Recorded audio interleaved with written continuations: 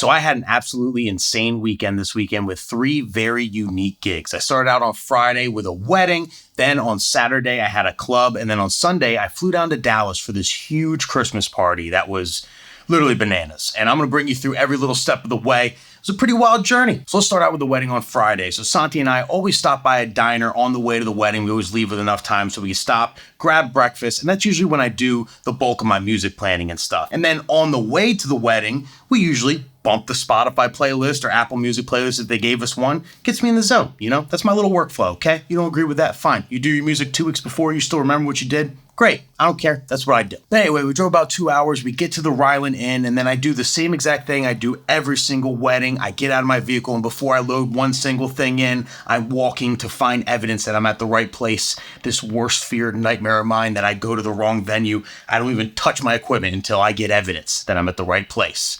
Looks like we're good. Now we're going to load in, set everything up, and then I'll bring you to the at the gig, Nick, to explain the whole down low. Thank you, back at the studio, Nick. You handsome bastard, you. Well, anyway, let me explain the whole down low. So I'm pretty pumped about this wedding. I'll bring up the playlist now. They had a pretty big playlist. How many songs do I have for dancing here? 102 songs for dancing, plus some stuff I put in the dinner folder, a slow song here. So a good amount of songs. Now, I prefer to have a lot of songs. I prefer to have a big list rather than no list at all, because then otherwise I'm starting out the wedding, like they'll tell me some things, but I'm basically shooting darts until I figure them out, you know what I mean? So, and with my luck, it's like the 4th genre I tried. Oh, that's what you like, and then I roll with it, you know what I mean? I have everything kind of loaded into a dancing list that I thought was super danceable, and then I have a dinner list, formalities, their ceremony's gonna be in the room as well, and then slow stuff in case I happen to slow it down.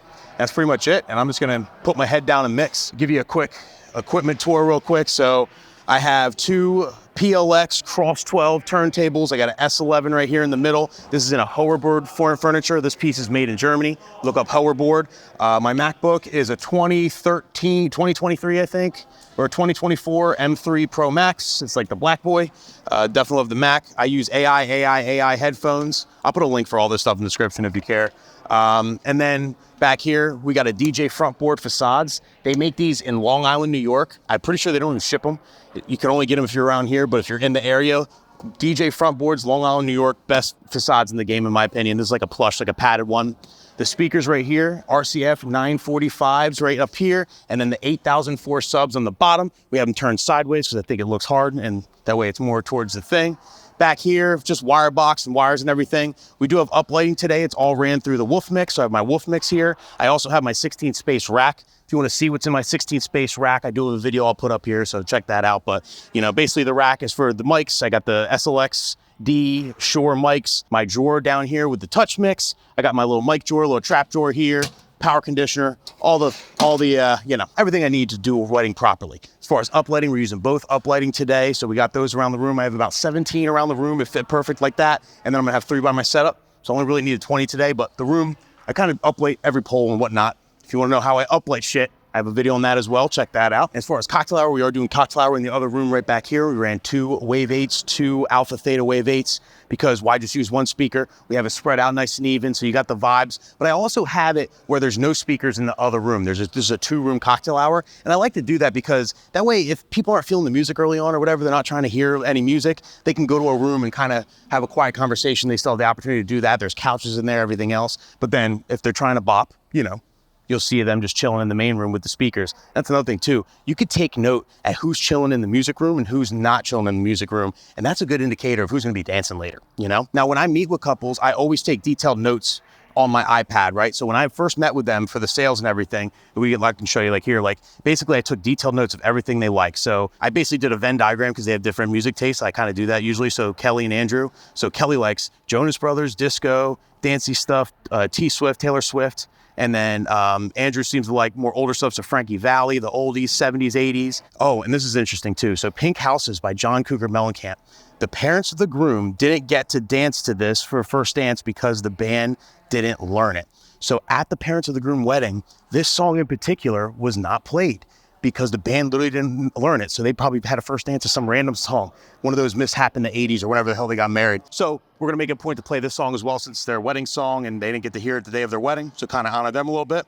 It's basically how I'm handling people. And another thing I always do too at every gig is I always blew out the songs that I'm not allowed to play. So in this case, it was Come On Eileen, Black Eyed Peas, and Beyonce. So basically I go through and I load them up while the mixer is all the way down so they go blue. And now I kind of like trained my brain not to play anything that's blue. Like if it's already blue, I don't even look at it when I'm searching. So it just makes it easy. I'm not like second guessing anything or whatever. But this only works, obviously, if you reset your played tracks every single time. If you don't do that, then this little trick doesn't work. And a cool and ironic thing about this wedding is the officiant is the same person that married me and my wife. His name's Ben Hickey. I think he's the best in the game. He warms up the crowd with stories and jokes early on. Like he's very, very good at what he does, but he also gives fantastic wedding advice. And this isn't DJ related or whatever, but I'm going to let you guys know anyway, because I think it's really good. And he says this at every single ceremony. He basically, in so many words, says that as a married couple, you have to have a shelf, and that shelf has your wife or your partner's name on it, and you have to keep that shelf clean. Okay, so if there's anything that's bothering you about your partner, don't let it build up on the shelf, because if your shelf gets too dirty and it gets too built up, then eventually it's hard to come back from that. You keep your shelf clean. If you got something on your mind, you say it, you keep it out there, and you're gonna have a happy and long marriage forever. And it's funny because, well, not funny. Basically, one of my wife's friends, literally like when Ben Hickey, gave that advice at our wedding, at our ceremony, her boyfriend broke up with her after our wedding, and he used Ben Hickey's advice as an excuse, or maybe the actual reason or whatever. He said, listen, like my shelf is like backed up and I've been holding a lot of stuff in and I think we should break up. And they literally broke up after my wedding. So she's happy now, so it's probably a good thing, but you know what I mean?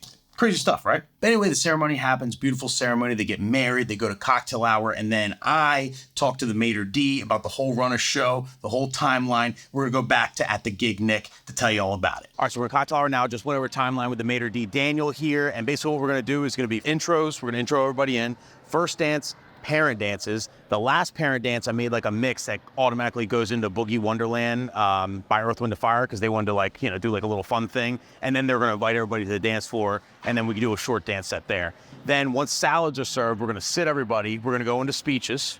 And then after speeches and they get done dinner orders, we're gonna dance them again before dinner and literally up until they're serving tables. Once they start serving tables, I wait like a song and then I basically sit them down. We're gonna do dinner.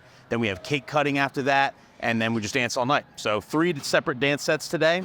Basically, my game plan for that, I know what song, obviously we're gonna start with Boogie Wonderland after that parent dance, right? Because we have the custom mix. So I always pick out what I wanna go into afterwards. So they have Celebration by Kool and the Gang, same key and everything. So that's where the second song I'm gonna play.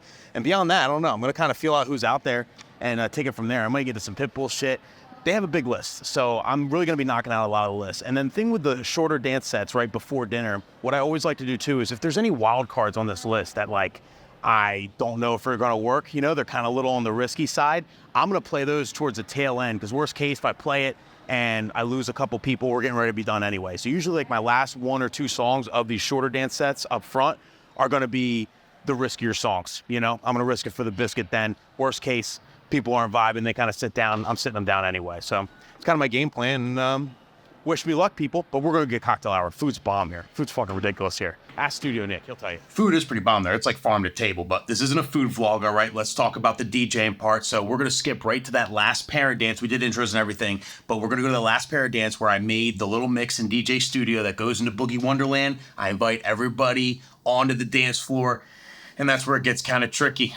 You'll see. And now we'd like to have our beautiful bride, Kelly, and her mom, Patricia, to the center of the dance floor.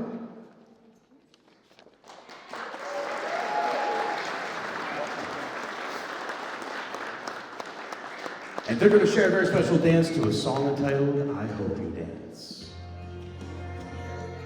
Here comes the DJ Studio mix, the mix of the century. Here it comes, get ready. Better get ready.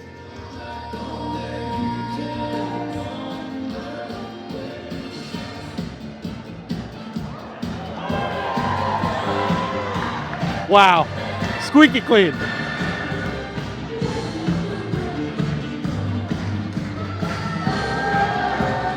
We need everybody to join them on the dance floor. Join them on the dance floor. Let's go, let's go, let's go. All guests, join them on the dance floor. The dance floor is now open. All guests, let's go.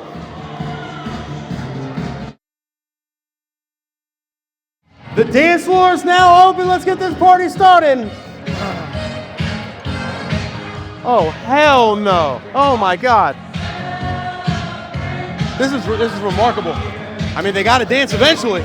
So just my luck, I invited all the guests to join the bride and her mother on the dance floor, and they failed to do so. You can see in this sped up video that a lot of guests are going to the bar. They're really not ready to dance early, and that happens sometimes. You know, you got guests that just they don't have enough drinks in them, you know, and you can literally see them walking right across the dance floor. The bar ends up being packed, which is a good thing. It's going to help me out later. So I just had to put my head down and mix, especially since at this venue, they want you to mix up until they serve all the salads. That way, like, nobody's in their seats. It's easier for them to serve. Like, they're really funny about that, even though everybody's in their seats anyway. Anybody on the dance floor gets any request they want.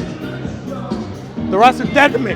Now, this whole first set was a little on the old side. I don't like doing that. I like to play a little bit of everything to kind of give people a glimpse of what's going to happen. But in this case, it was mostly old people out there, pretty much all old people out there, and I wanted to keep them out there. I didn't want to have a clear dance floor. You can't start that way. So I kept it old. I kept it 70s, a little bit of 80s, you know, long mixed a little longer, took my time, and really just trying to keep those two steps going until salads so we can do the speeches and then regroup. So ladies and gentlemen, your first course has been served. Like that, so please make your way to your seats and enjoy your salad. And whoever didn't get up, I'm super pissed at you.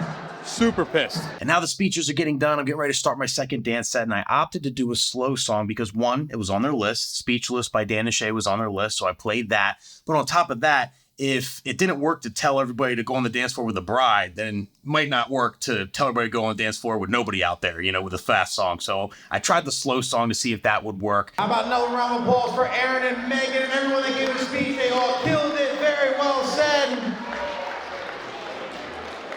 So ladies and gentlemen, we have a little bit of time before dinner, so we're gonna dim the lights in here. We're gonna officially open up the dance floor for all of our couples. If you came here with someone special this evening, bring them out to the dance floor this time. Once again, the dance floor is now open.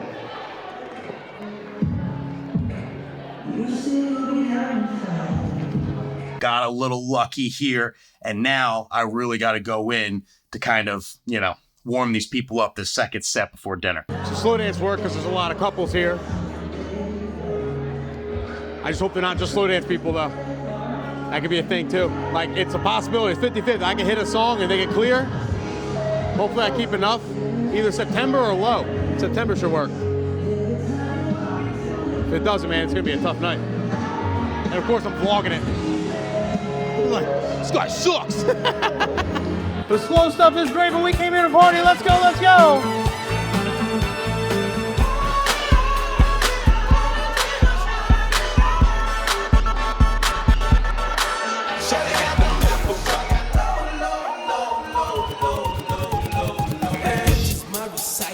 I think it's very vital. It's tricky to rock around. That's right, on time it's tricky.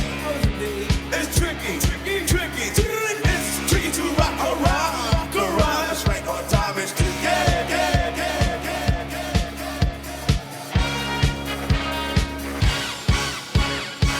It's fun to stay at the YMCA. It's fun to get yourself clean. You can have a good deal. You can do whatever you feel. See people rocking, hear people chanting, feel it hot, hot, hot. I saw, I came, I conquered, or should I say I saw, I conquered, I came.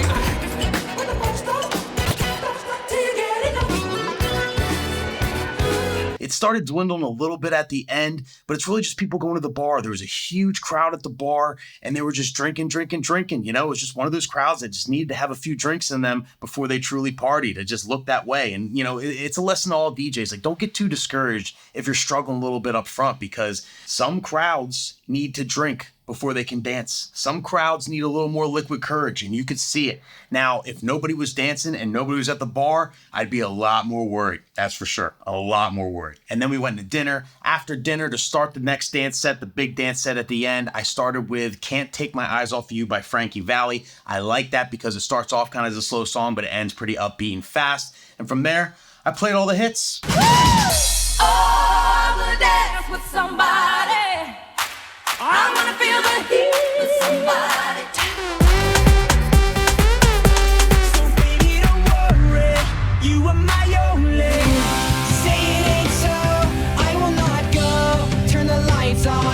right here, you can see a photographer come up to me and ask me to announce group photos. And this is literally 15 minutes into my set. Everything's going great.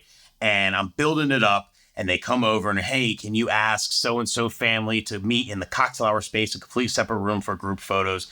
This shit drives me nuts. I don't blame the couple. The couple wants the photos they want, but like really, I feel like it's the photographer's job to plan this out so you're not literally doing it during dancing. I mean, I don't know the whole context of the situation, but regardless, it kills me because I got these groups of people leaving the dance floor early on to go take a photo, and let's hope they find their way back to the dance floor as quick as possible. You know, they're going to stop, talk to somebody, they'll stop at the bar. You know what? While I'm out here, I'm going to go take a piss. Like, it just messes everything up. I can't stand when they do that. Like, it drives me nuts. End of rant. Get about game, I'ma spit the truth. I won't stop till I get them in their birthday suits. So give me the rhythm and it'll be off with their clothes. Then bend over to the front and touch your toes. Bend over to the front and touch your toes. Bend over to the front, touch your toes. By that up and down again. Low, 369, damn, so fine. Take a second to me one more time. To the window, to the wall, to the wall. Sweat drop down my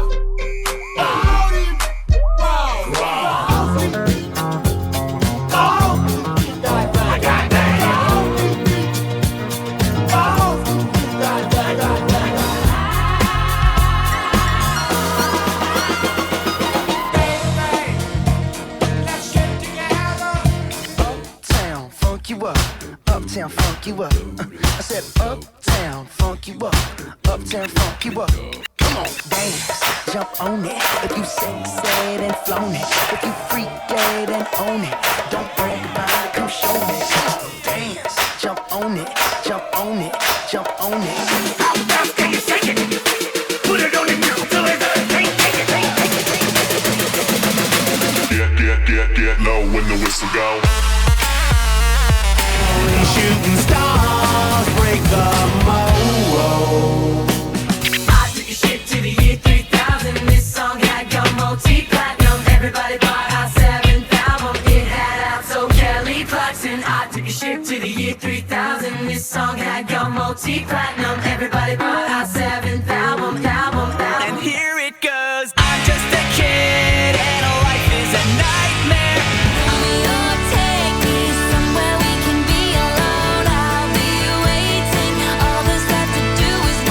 But yeah, overall, super fun wedding. Had a great time and now had to head home, get some sleep. Was going to hang out with the family all day the next day and then head to the club later that night, which is about 2 hours away as well in Bethlehem. Now, Bethlehem's an adorable town. You get there, it's all done up for Christmas and whatnot. A lot of people downtown. And this place, 515 Main, is a sports bar during the day, but then they clear all the tables. They got a professional sound system, crazy lights, everything. It's like the spot in Bethlehem to go out downtown there, and it's legit. It fits a couple hundred people. It's probably, I don't know, 6,000 square feet or something like that. Baseball subs all over the place. Great little DJ booth. They got an SRT 1000 for me to play on. Had to kind of warm up a little bit for that bad boy. Basically what I did for that too is every time I messed up, I would do push-ups. It's so unfair.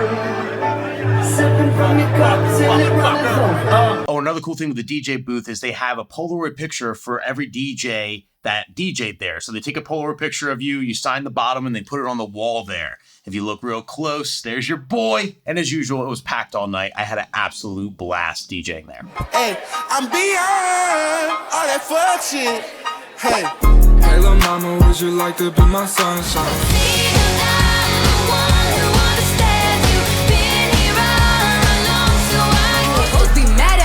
Baby father, run a bill. Hey, we want some pussy.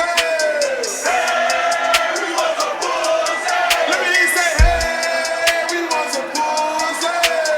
Hey, we want some pussy. Let me say, hey, we want some pussy. Hey, we want some pussy. Let me say, hey, we want some pussy. Hey, we want some pussy. Let me say, I be ballin' like a motherfucking pro. I can make you better. I can make you better. I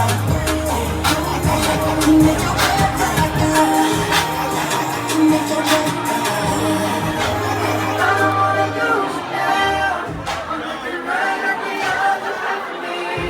All right, just left the club. Good time, had a good time. This place is cool. Like Bethlehem, especially this time of year, Bethlehem's popping because it's like a big Christmas town. Get it? Bethlehem, right? So there's a lot of people, a lot of tourists that are here.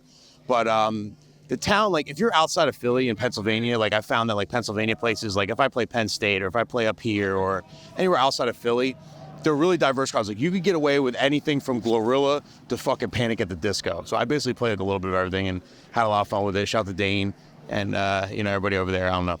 Good time. And now it is almost 2 a.m. I gotta drive home like 2 hours. Gonna get a couple hours sleep, and then my flight tomorrow is at 11. So I'm probably gonna leave like 8:30 a.m. for the flight just to make sure I get there on time and whatnot.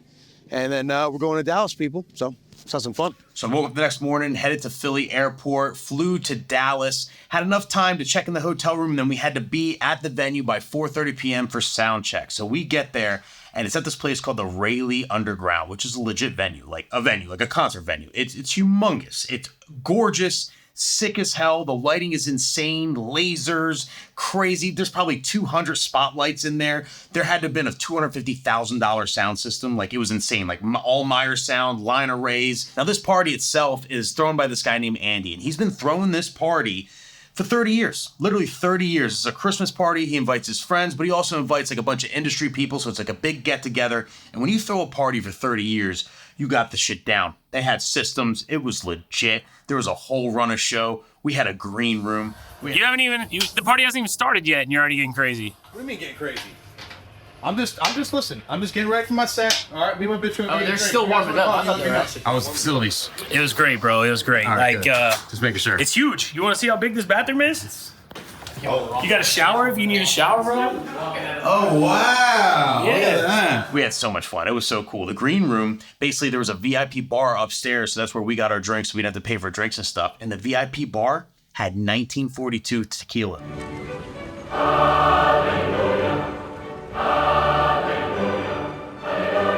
Basically how it worked, so there was a VIP dinner early, so we went to VIP dinner. I had a great meal, had a great conversation, we're all hanging out. Then they opened up the door to the general population, the rest of the public and whatnot to come, whoever bought like a general admission, a ticket and whatnot. There's a little cocktail hour, and then Nate started playing at 8 o'clock. He was like the opener.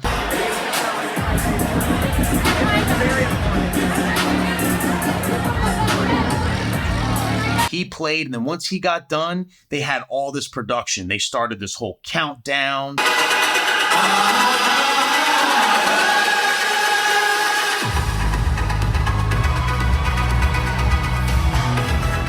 I gotta fucking follow this. Oh my God. There was a whole big slideshow and video just about all the past years of them having the party, which was really cool that everyone watched. Then there was a whole drag show out of nowhere, right? They were singing all the Lady Gagas and the Katy Perry songs and all that good stuff. And then after that, the band went on.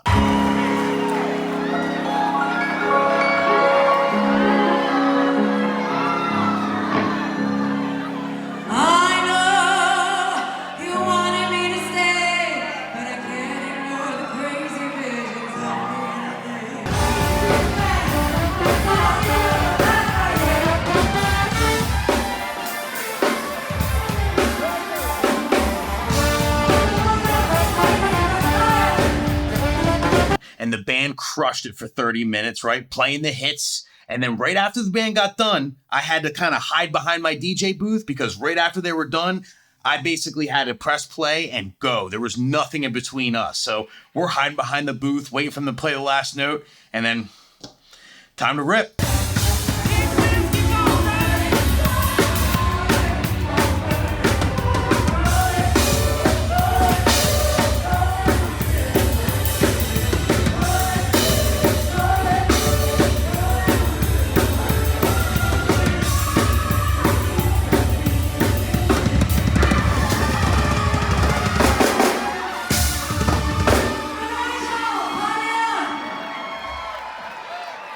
Go. Ready? Yep. All right, push it.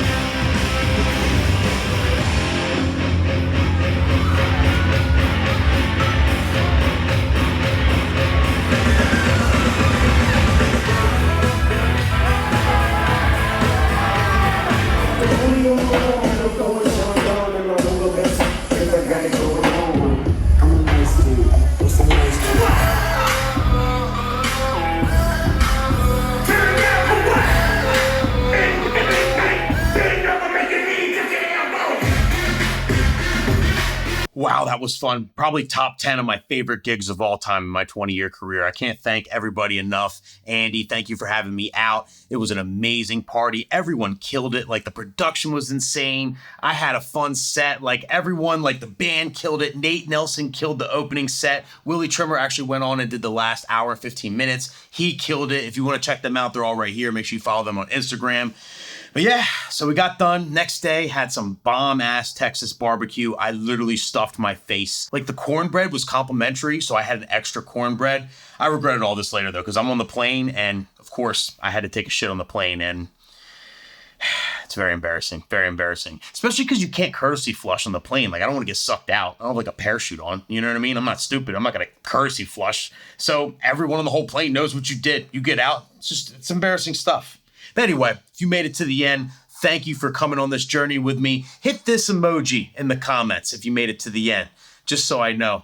And as always, make sure you like, comment, subscribe. I appreciate you all for being here. And I'll see you at the next one.